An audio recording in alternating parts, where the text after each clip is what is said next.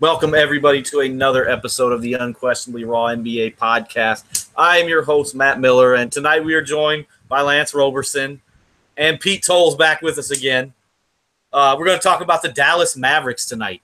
So this should be interesting, and we'll get right into it with some of the offseason moves. Pete, I'm going to go to you first. You can add some guys in here, but they draft Dennis Smith Jr. You re-sign Nerlens Noel to the qualifying offer deal. You bring in Josh McRoberts, Jeff Withey. And then Maximilian Kleber. Yep. What did you think of the Dallas offseason? I think they upgraded at the point guard spot. They got very, very lucky that Dennis Smith Jr. fell to them. I think it's a perfect fit for their offense. A little bit worried about the Nerlens Noel signing for both sides, because if you're Dallas, you potentially, it could be a win for you if Noel doesn't do as well as he expects. You get him on the qualifying offer, you're not really out, a lot too bad. But if he does do well and really explodes like he is expecting, then you're kind of in a little bit of a pickle next season as far as bringing him back. And he's got a bad taste in his mouth that he didn't really get the offer that he wanted right away. But I think, honestly, that you're going to see a very good combo as the season rolls on with Dennis Smith Jr. in the pick and roll with Nerlens Noel. I think that's going to kind of be a go-to part of the offense for them. And guys like Kleber coming over, he's 6'11", can stretch the floor out to three-point territory and really can knock it down. I see him challenging late in the season, challenging for a rotation spot. I don't think he plays a ton early as he gets used to the speed of the NBA, coming over from Bayern Munich last season in the Euro Cup. And then you've got guys like Josh McRoberts, who I'll talk about more in depthly later. But I think he's a guy that coming back from injury, I think he's going to surprise a lot of people because he's a very good passer as a big man and can get guys involved, and he can actually stretch the floor a little bit as well. So don't count out, if he's healthy, him actually being able to contribute, pretty well for this team.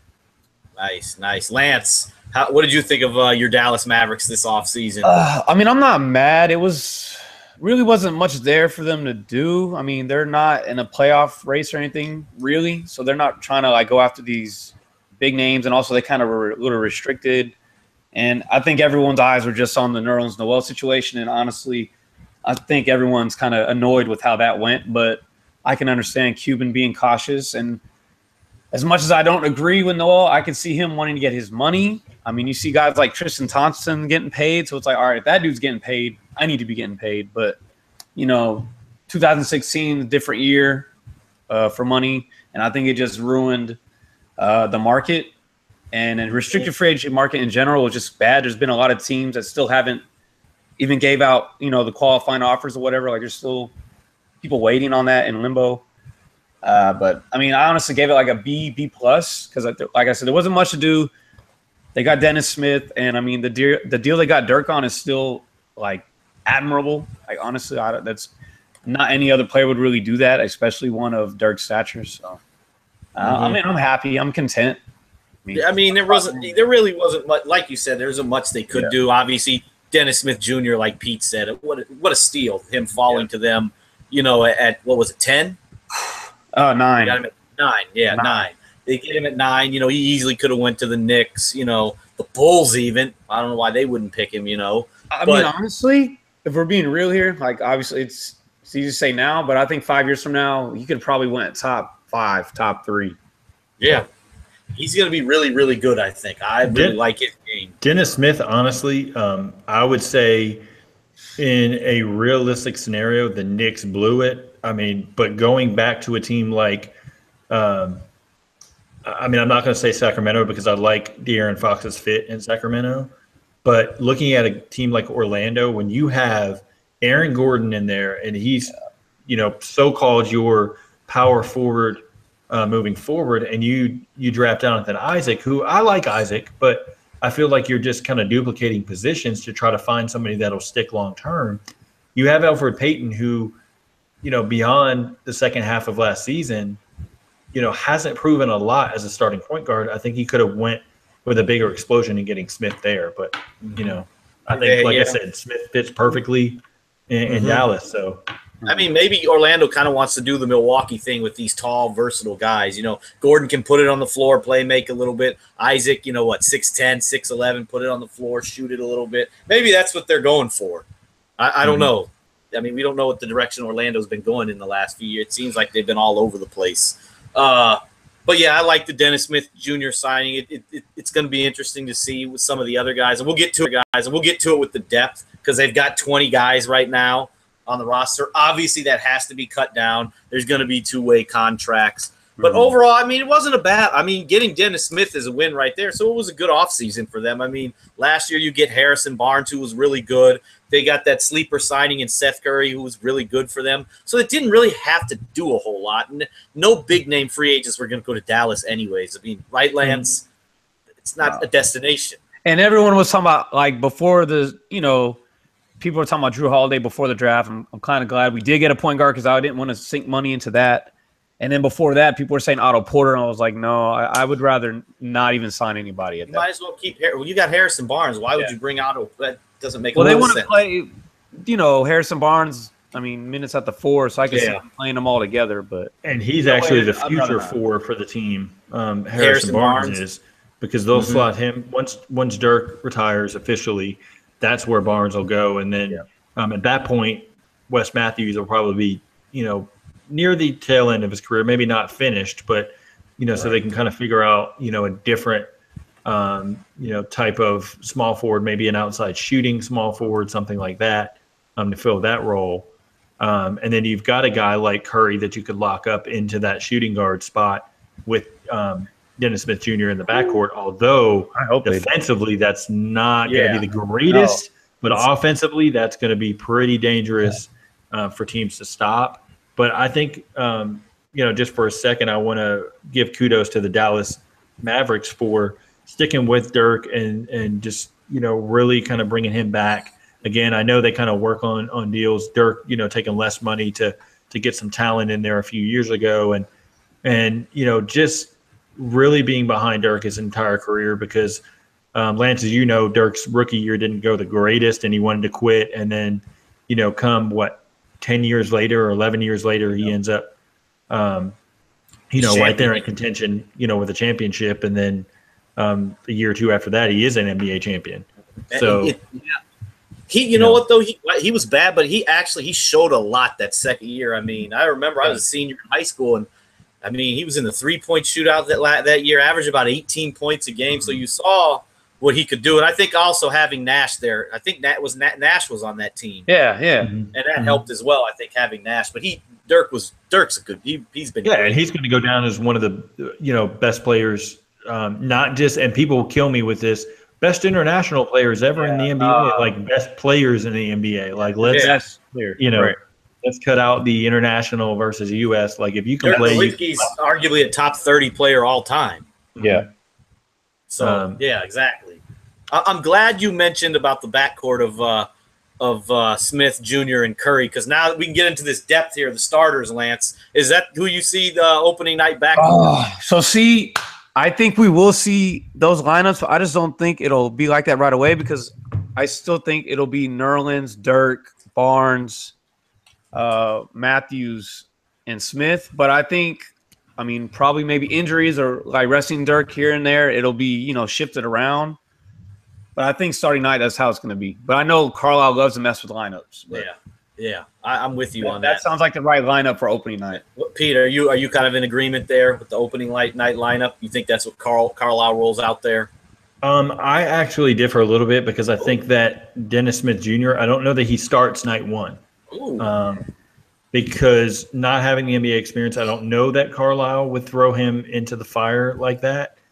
But being as good as he is, if he has a strong training camp and does well in the preseason and catches on pretty quick, then obviously he'll be the starter. But I think that people don't realize that the NBA point guard position is the hardest position to learn and coming in as a rookie. Sorry, I don't mean to interrupt you. So he actually stated, I think it was before Summer League, that he had him as a starter. He did, and then he kind of tapered off of that though. Like he said it again, kind of, but he said we'll see in training camp was his second answer because so he kind of backpedaled a little bit on that. He did, but I think that the reason he did that is because he didn't want to slight a guy like Yogi Ferrell, and not to say that Yogi Ferrell is better than Dennis Smith Jr. because long term potentially he's not. But you can see Yogi Ferrell being opening soon before even And I think that, somebody like Yogi Ferrell could start, the first 5 games while Smith gets his feet wet and kind of dominates second units and gets comfortable, things like that. Now, personally, in my mind, I wouldn't necessarily do that. I think you just throw Smith Jr. in there. You've got Wes Matthews at the 2 with Curry as your 6th man. And then you've got Barnes, Dirk, and Noel up front. But, I know that obviously Barnes is really good, and the numbers show that at the power forward spot. But Dirk, I honestly don't expect him to play, a ton of minutes. I could see him dialing it back to 23, 24 minutes a night, and then even sitting some nights just to save his body, for maybe even another season in the NBA. Mm-hmm. Good point. Good stuff there. Yeah, I'm with you there. I think Smith ultimately starts, but you could be right. Maybe the first 5 games. I'm going to go with Smith now. Matthews, Barnes, Dirk, and Nerlens Noel. I think it's either going to be, it's going to be something that, or like you said, possibly Yogi Ferrell at the point. But most of the season, I think that'll be the 5, and then Dirk will sit some nights. But this brings us to their bench, which could get interesting because they got a lot of guys on the team now. Some obviously aren't going to make it. Pete, how does this bench rotation end up looking to start the season? Well, you're going to have kind of you have versatility in the front court to play because now you've got Jeff Withey potentially as the 3rd center. You've got Salah Mejri backing up Nerlens Noel, and then you've got Dwight Powell that can shift between backing up the power forward spot and the center spot and can stretch the floor. This is a make or break year for Dwight Powell, though. He's really going to have to show something to be able to kind of stick around in Dallas. Mejri is a little bit older than people realize because I think some people think he's 33. I think. Some people think he's like 26 and he's not. Because he hasn't been in the league that long. I think he was playing in Iran, right? Is that where he's playing? I believe so. I don't know right offhand where he was just over there for a while. But then you've got kind of coming into the rotation at the power forward spot. You've got Josh McRoberts, Dwight Powell, like I said, is battling there. You've got Dorian Finney-Smith that can slide up from the 3 to play the 4 because he is a good defender. And then the guy we talked about earlier, Maxi Kleber, he's going to get a lot of his minutes in the G League, but I think that he's going to show flashes that he can stretch the floor and actually get some minutes later in the season for sure, coming from Germany. And then looking at the small forward spot, Dorian Finney-Smith obviously is the true backup to Harrison Barnes there. You've got Wes Matthews that can slide up from the 2 guard. And then shooting guard, it's all Seth Curry as the backup. Unfortunately, Devin Harris has to slide over from the shooting guard or point guard spot to the shooting guard spot. I don't know that that's the best play for him, but he's going to have to find minutes there. And then point guard, obviously, Yogi Ferrell there. And then J.J. Barea is going to have to find minutes on the floor as well. I think eventually you'll see Yogi Ferrell not play a ton of minutes. He was a great story last year, but with a star in the making, potentially like Dennis Smith Jr. and then J.J. Barea, who defies the odds every year. Pick and roll monster, man. And that's what Rick Carlisle likes. Yep. And so I think that's basically how the rotation goes. You're going to see probably nine guys on average. So I would say Mejri, Powell, Dorian Finney-Smith. Then you've got Curry and you've got Barea as your potential guys, as your backups there. I think you're going to see a guy like Mejri kind of get squeezed out. You'll see Powell shift between power forward and center, or McRoberts, depending how they want to play it on a nightly basis, and that'll be the 9. Yeah, I think it'll end up with the 9-man rotation. I think to start, though, I think Carlisle might give some guys opportunities see what McRoberts can do, Powell, Measury, Withy. Those guys will all, I think, get somewhat of a chance to, just to see who's going to wind up in those roles. Obviously, Farrell, Barea, they're going to compete for that backup point guard. So Seth Curry's going to play. He's going to probably be the guy he's going to be the scorer off the bench. Mm-hmm. And maybe eventually I think we'll see him start. If they get off to a really bad start and they're completely out of it a month ago, and that you may see, they may, trot out that small lineup in the starters and have Curry and Smith Jr. in the backcourt. But that's how I see it going. And eventually Carlisle will get that rotation rounded out into form. And then injuries, Dirk will sit games. He's probably, he's not going to play all 80. So guys will get an opportunity to play in the back or in the front court. But let's now talk about how we see them finishing this year. Pete, you can give us win total, where you think they'll finish in the East. Honestly, because I try to look at it as waiting until around this time to kind of really break down how the rosters play. I take in consideration, the head coach and just kind of the system and where things will fall. Realistically, based on the Western Conference got stronger, especially with teams like Houston and Minnesota, things like that. I still have Dallas missing the playoffs, but I wouldn't count Dallas knocking off a few upper echelon teams throughout the year and getting what I call heart victories. Mm-hmm. So that way they kind of can remain competitive. But I have them finishing with 36 wins, which for them would be 3 wins better than last year. But I think more so than in the win column, they're going to look for development. They're going to look for a bigger push with Seth Curry. They're going to look for an even bigger leadership role out of Harrison Barnes as Dirk Nowitzki steps back more as a conditional role player. And then they're going to want to see that Noel can stay healthy and earn that paycheck. And then, of course, Dennis Smith Jr., how is he developing not only with his scoring, but his defense and his ability to facilitate and find his teammates? Mm-hmm. That's really what this season is going to be about. Absolutely. What about you, Lance? How do you see this team doing this year? Oh, all right, so any other team, if they didn't have Rick Carlisle as a coach, I probably wouldn't be as high. I'm not saying they make the playoffs either. But I kind of was teetering between 38 to 40 wins, and I'm honestly, this is with health, right? I'm saying everyone's going to be healthy, at least 80% healthy. Obviously, there's going to be. So what? Get 65 games out of Dirk? Well, actually, I'm more worried about Nerlens, man. I'm more worried about Nerlens. Like I can see Dirk resting, so I'm more worried about. Can Nerlens play back to backs? That's what I'm worried. Can he play back to backs? 40 games, 40 wins. 40 wins. I like it. I like it. Yeah, I'm around with Pete, 36 to 38 wins, because I think they are better than last year's team. I think they'll be healthier overall. Plus, you add a guy like Dennis Smith Jr. They didn't have that last year, and I think that's really going to help him. I know he's 19 years old, but I think he's just going to be tremendous. I really like him. Oh, yeah, Mavs haven't had an explosive point guard. It's like Roddy B. And that's, obviously I don't want to be Roddy B, but – yeah, that's a stretch. No, but I'm just saying they haven't really had anyone to wow you. I mean, Kidd was – he was more of a slow tail end of his career. He was still pretty good, but he wasn't explosive by any means. He was just fast with the ball in his hand, pushing it up the floor. Really, since Nash, they haven't had a dynamic. Yeah. But I mean explosive as in like getting – being really athletic. Okay, yeah. Like, I'm not saying – obviously Steve Nash was great. Right. Maybe not as great as he was with the Suns, but with his athletic ability, I think Carlisle can get him to play a little bit on the defensive end. Yep. But he's got all the tools. I think Carlisle's the kind of coach that can get some defense out of him. Make him a serviceable defender. I think Dennis Smith is a perfect fit for the Mavs because not many teams have a coach like Carlisle that players will respect, because most of the time players will just probably be like, all right, okay, cool, and do their own thing. But I think he might actually take heed.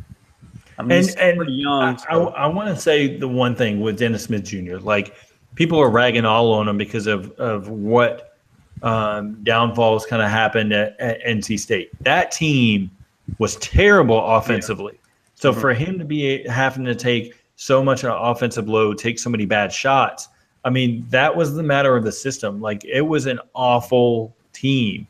So I don't judge anything as far as what he's able to do on the defensive end until he gets in the NBA with good competition. Right. Now, if he doesn't put any effort in and he comes in with an ego and doesn't really want to, practice and put, real effort in, then we have a problem. But I'm not going to base it off of a really bad team. And you kind of came there off an injury, a major injury, ACL tear in high school, and you're asked to take the scoring load and still did well. And kind of fell because of, potential character issues and things like that. And that's pretty much why he fell, I think. Right. And it just doesn't make sense to me because the guy actually is a accurate passer and he has the ability to improve. I mean, his upside is really going to hinge on, will he be able to facilitate enough to keep his teammates involved enough without going into ISO mode where he relies on that shifty, quick crossover, step back, and then starts taking bad shots at the NBA level. We don't want hero ball. No, but I think he's going to be able to realize, okay, I'm with NBA elite players, especially on the wing. So I don't think he's going to try to go into that hero ball mode like you said. It is going to take him a little bit, I think. I don't think that he's going to come out and dominate 17 to 20 points a night. I mean, but I think as we gear towards end of February, March, he's really going to have it rolling, as far as, developing, for the future, whether that's, 14 points and 4 assists, for his rookie season, so be it. But I think that that is like a low end ceiling as far as what potentially he could do scoring wise. But I think he's going to be right around 5 assists a game. He's never really going to be a 8-9 assist guy, but his scoring, will range anywhere from 14 to 21 points. I think is a legitimate range to say long-term career. That's where he could be. Absolutely. Well, that's going to lead us into our favorite segment of our previews, the hot take, bold prediction. And I'm going to go with you first, Pete.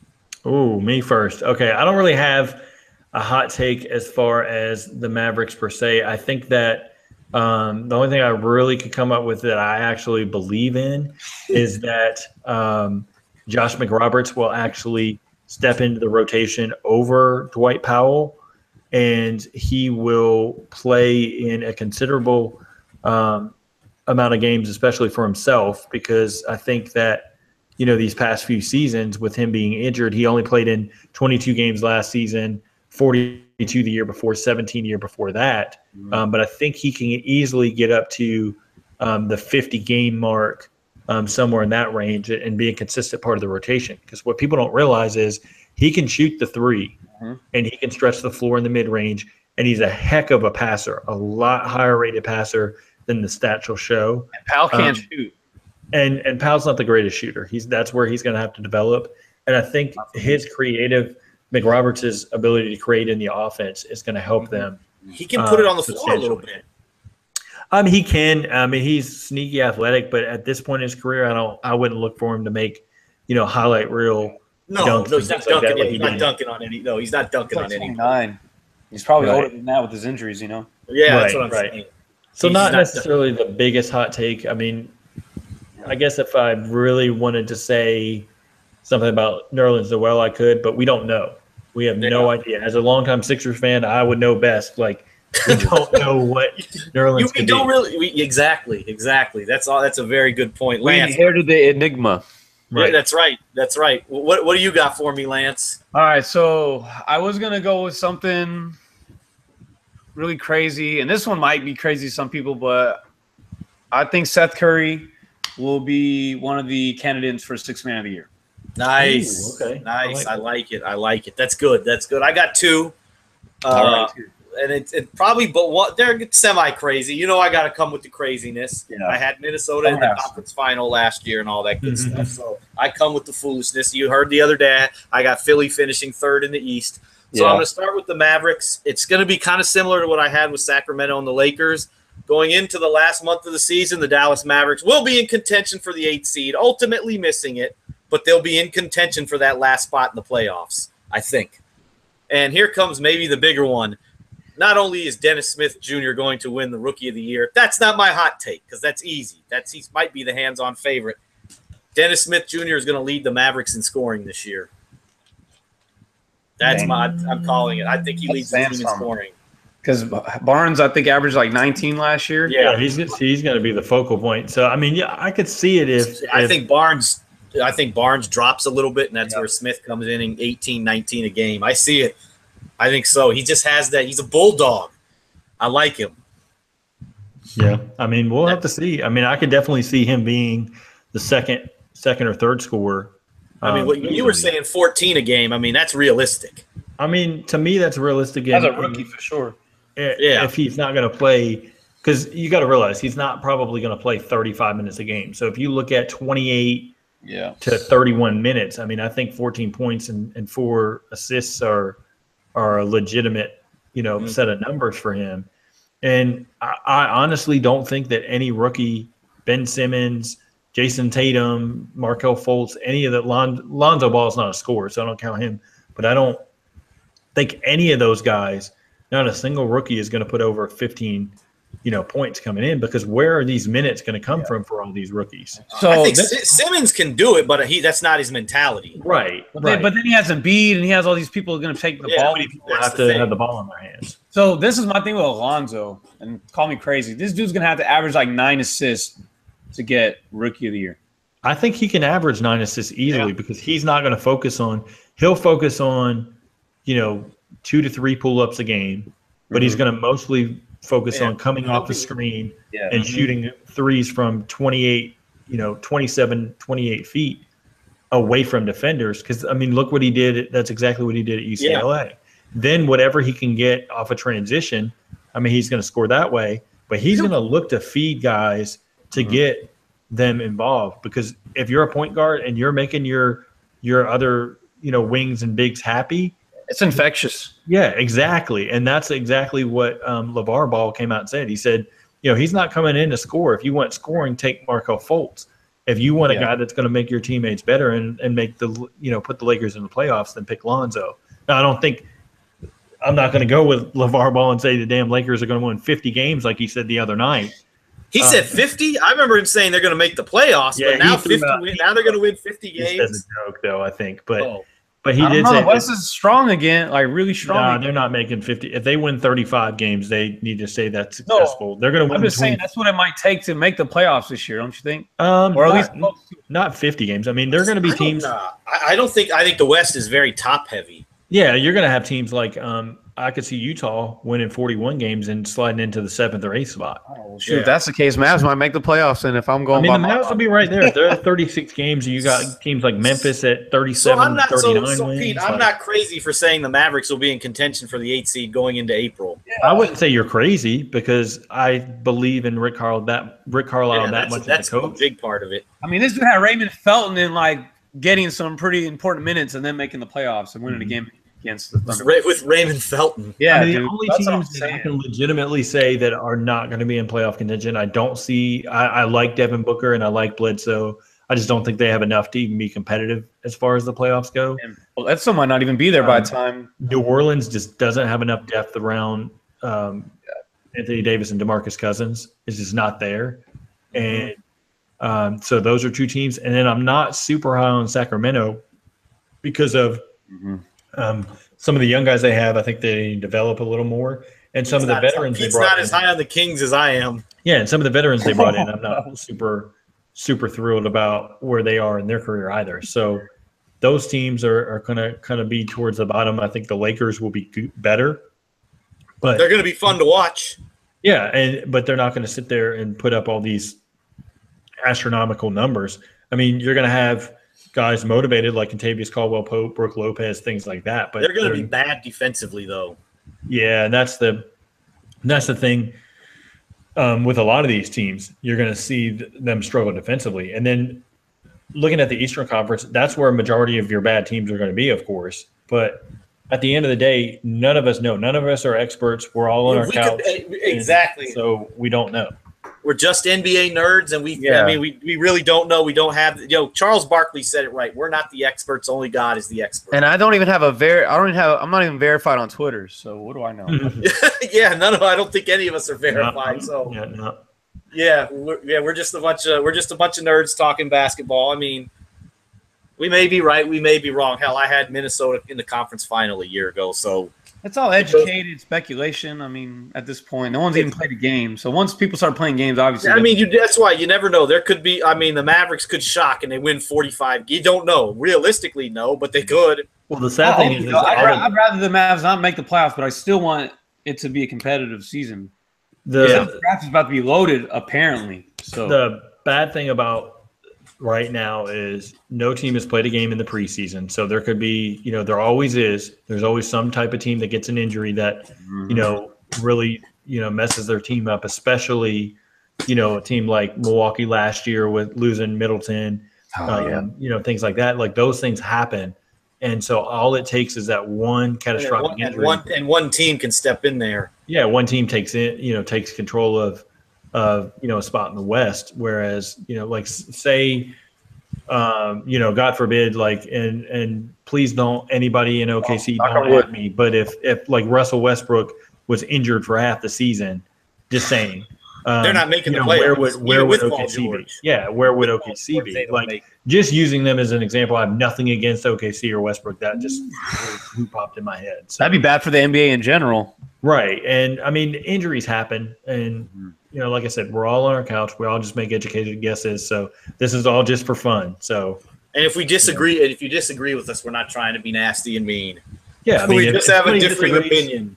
I'm on Twitter. I mean, you can at me and say, hey, I think that Dallas is going to win 45 games, and this is why. And I'll have that discussion. And then you're going to disagree. You're an idiot, Pete. Right. I mean, healthy debate. Remember last year what idiots we were because we didn't think Rondo was very good, or because we didn't think the Bulls were very good. They backed into the playoffs last year. I still think Rondo's not very good, but exactly. Yeah, but hey, there are a lot on NBA Twitter, and they will tell us what idiots we are. We don't know what we're talking about. Two good games. Obviously had more. I mean, you've got NBA Twitter. They still think Carmelo. NBA Twitter still thinks Carmelo Anthony's a superstar. No, I think honestly, I don't care who kills me for this, but I think if you put Melo in Houston, I think you're going to see a resurged Melo because. I mean, all he's got to do is spot up and shoot from three. Yeah, and him as a third option is perfect for him at this point. And he'll be playing with his friends.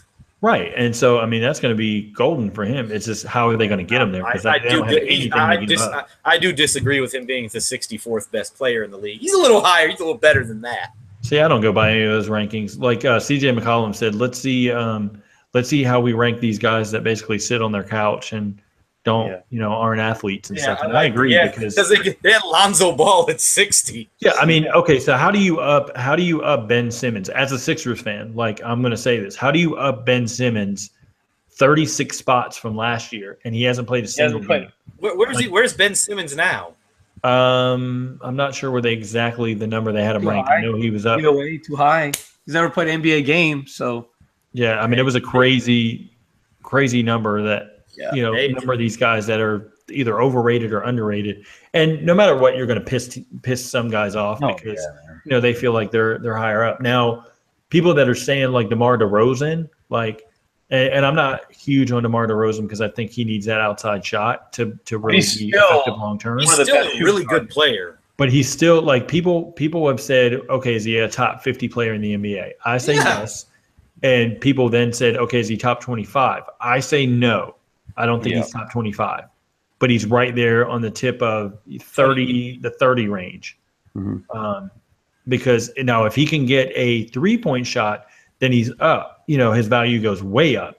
But that's where you're going to get debates with so many different fan bases. And, people aren't looking at, okay, well, so-and-so signed to this team or so-and-so's here, this changes this situation or, things like that. Like, for example, like D'Angelo Russell went from, kind of a, not really playing under Byron Scott. He played okay under Luke Walton. Now he's going to be the focal point of the offense Mm-hmm. in Brooklyn. So his numbers are going to skyrocket. Change the scenery, man. He's a superstar, maybe not, because increased numbers doesn't mean that your productivity is that much better.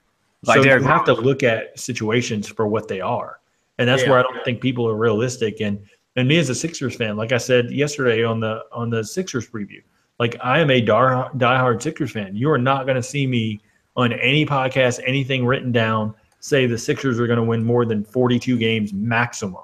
Damn. And that's if Embiid plays 70 games or more. It's just not going to. It's just not going to happen. Pete's like thinking Pete doesn't. He's not going to say it, but what he's thinking when I made my prediction, Matt, you're an idiot. I mean, I'm not going to call you out because that's what you think, but I think you're also looking at. So even if they're healthy, you still don't see them win, like even cracking the playoffs in the East. No. I didn't say that. I said they won't win over 42 games. Now, if they get 42 games, they're going to be in the playoffs. They'll probably be the 7th seed.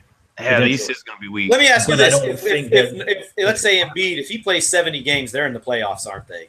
If he plays 70 games, they're likely in the playoffs. But that's all if JJ Redick has a good shooting year. This is pure You've speculation. got to have Robert Covington have a good defensive year like last year. You've got to have Dario Saric not fade into the background. Like there's so many variables. Same thing. You could look at Minnesota. You could look at how are they going to gel. You could look at Portland. Are they going to have enough on the team to be relative? Same thing with Toronto. People are saying that they're going to be second or third in the East. I've seen some craziness. I've seen some craziness. Some people got him number one.